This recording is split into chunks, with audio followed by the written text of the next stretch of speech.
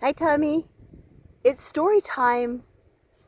We're in Arizona with the mountains and the palm trees behind us. Some cactus. I don't know if you can see any cactus. Maybe. But today, this is what we're going to be reading. The Brave Little Monster. Do you like monsters? I know you like dinosaurs. The Brave Little Monster. His name was Albert. Can you see that? All right. Albert couldn't sleep.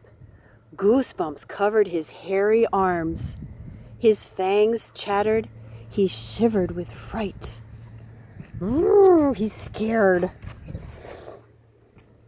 Even though Albert's mom had told him there were no such things as little girls and boys, he knew better.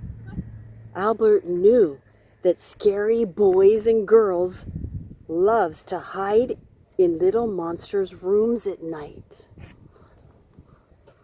Albert saw something move in his closet.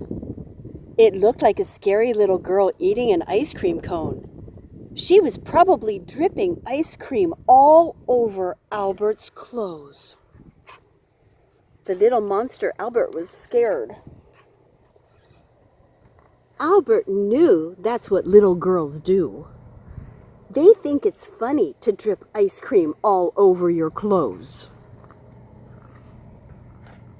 It makes them laugh so hard that their bellies hurt, and when they're done laughing, they eat you all up. Little girls love to eat little monsters after they've had a good belly-bursting laugh.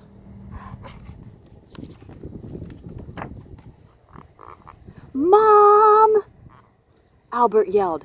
"Help me! There's a little girl in my closet. She's spilling ice cream on my clothes and wants to eat me up." "Go to sleep, Albert," his mom shouted from downstairs. "There's no such things as little girls." Albert sighed. Ugh! He would have to get rid of the little girl himself. He picked up one of his smelly socks off the floor. Ugh, look. Ooh, P.U.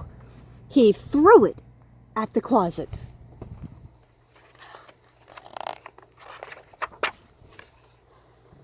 "Get out of my closet, you good-for-nothing scary little girl, or I'll throw an even smellier sock at you."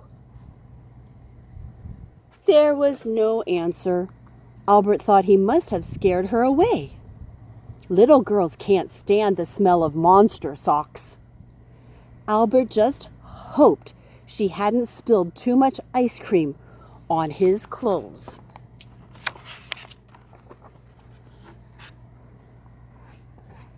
Finally, Albert felt safe, except now he had to go to the bathroom. He had to go monstrously bad, but he didn't dare get out of bed. He was sure there was a mean little boy under his bed coloring in a coloring book. Albert could hear his crayon squeaking. Turn the page. Albert knew that meant little boys love to hide under little monsters' beds and color. Most of the time, they leave you alone and just color all night. But if you have to ever try to get out of bed, they grab your feet and play piggy-wiggy with each one of your hairy little toes until you can't stand it. And then they eat you all up. Look at him. He's laughing. He's getting his toes played with. "Mom!" Albert yelled. "There's a little boy coloring under my bed who wants to play piggy-wiggy on my hairy little toes." Albert's mom poked her head in his room. "Albert," she said firmly, "it's getting late. For the last time, there are no such things as little boys and girls. Now, close your eyes." and go to sleep.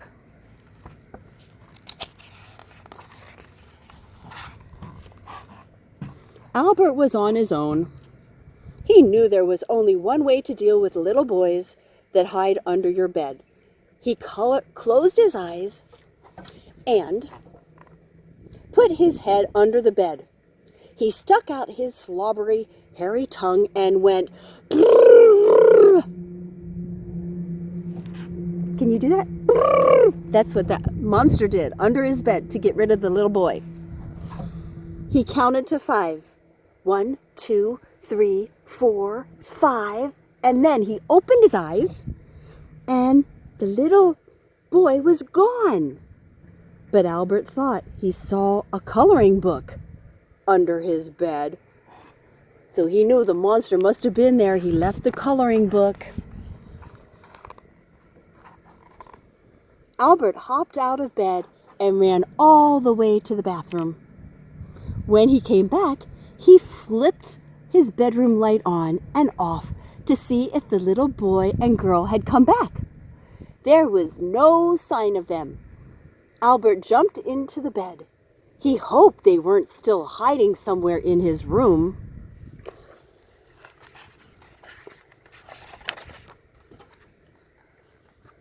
Albert had just closed his eyes when he thought he heard a quiet laugh come from his window. He sat up. Through the curtains, he saw the little girl and boy dancing and doing somersaults. Albert recognized the dance that the little boy and girl were doing. It was the hungry dance. Albert knew they would laugh and giggle all night long, doing the hungry dance. When they were good and hungry, they would eat Albert up, gobble him up.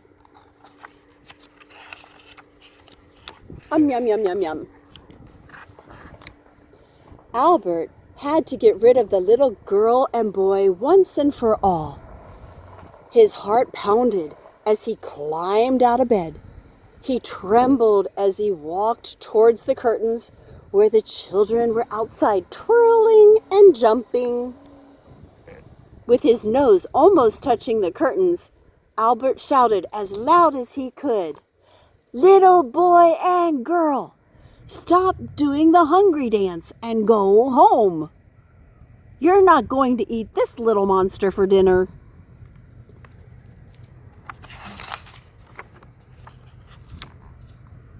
Then Albert took a deep breath and threw open the curtains. There was no little boy or girl. He could only see the big tree waving in the wind. He smiled. The little girl and boy were finally gone.